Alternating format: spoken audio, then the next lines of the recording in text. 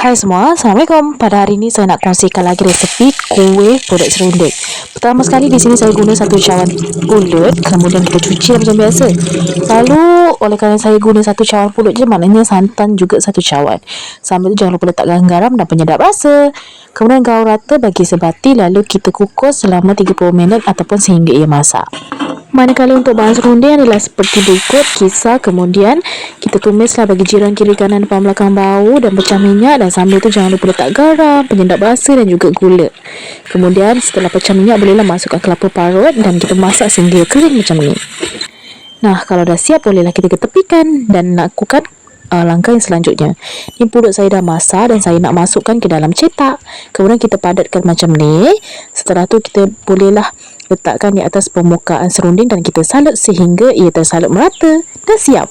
Nah, bagaimana menurut anda dengan resepi kita pada hari ini? Cukup mudah kan? Selamat mencoba.